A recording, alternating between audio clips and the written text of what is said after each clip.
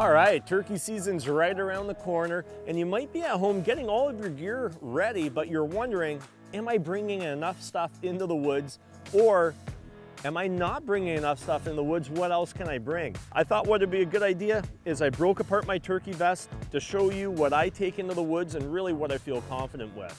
First and foremost is your license, any type of game permit that you need. You always want to make sure that you're starting off staying well within the means of the law. So license tag first and foremost. The next thing that I like to carry is a gun sock and a combination trigger lock.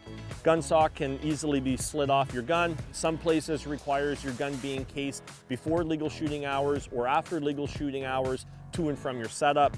It doesn't take up much weight at all and can definitely keep you within the law. Next is calls, and this is where it can get crazy just because there's a lot of calls on the market. And I've taken some time and I broke it down into three main categories that I would consider calls in. First is a box call, and I really like a box call. I use this for my long range locating call, and there's nothing really that sounds sweeter than a good sounding box call. With a box call, I always carry a little bit extra chalk just in case moisture or anything hits the bottom part of that paddle. You can just touch it up with chalk and just make sure that you've had that real, true, sweet sounding call. The next call is a friction style call, and there's a lot of different finishes and surfaces that these calls come in, but I'm gonna keep it real simple here. There's something about a true slate and wood combo that, you know, I just find myself always grabbing a great slate call. And it's one of the calls that the more time you spend with, the more proficient you're gonna become and the better sounding you're gonna become. Right down to the fact that you can run this call in the dark, and there's nothing that sounds sweeter when you can get to the point and you just know by feel the sound that that call is going to produce. A slate call, I think for me, has definitely brought in more toms for my setup than the other calls combined. Next is a mouth call. A good quality mouth call is another versatile tool that once you become proficient with it, it'll basically become a go-to call. Whenever you set up and you have a tom coming in, my mouth call's in. Whether I choose to use it or not, or I want to work that bird with the slate, that mouth call is handy. It's in my mouth, it's all ready. And a good thing is it keeps both hands on my gun. So if that tom's making his final approach, I can let out a few soft purrs, have my hand on my gun, and be ready for that shot opportunity. Next is a locator call. There's a lot of locator calls on the market. Just a simple Primos Pro call.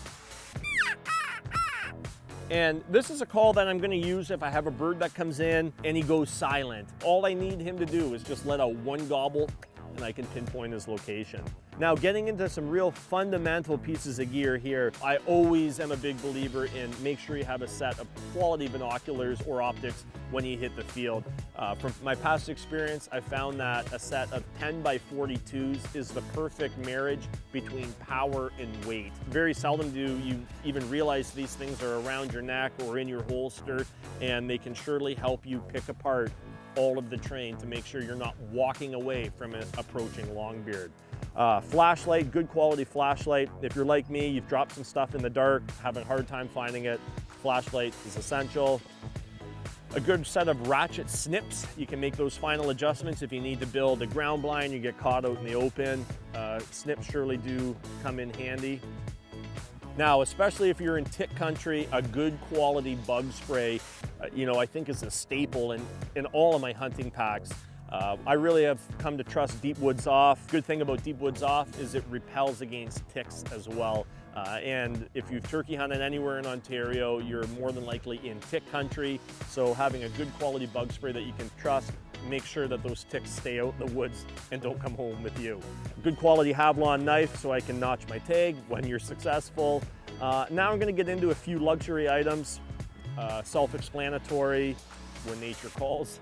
Extra face mask, extra set of gloves, then of course your favorite scattergun and ammo combo. So it looks like a lot of gear, but really you can fit all this gear, even if you don't have a turkey vest. A backpack will house all of these fundamental pieces of gear, and I really do feel confident that if I hit the field with this, I can really put together a successful turkey hunt right here with the things that I carry into the field. So I hope you've picked up a few pointers. You can implement them this spring, and I hope you can wrap a tag around a big long beard.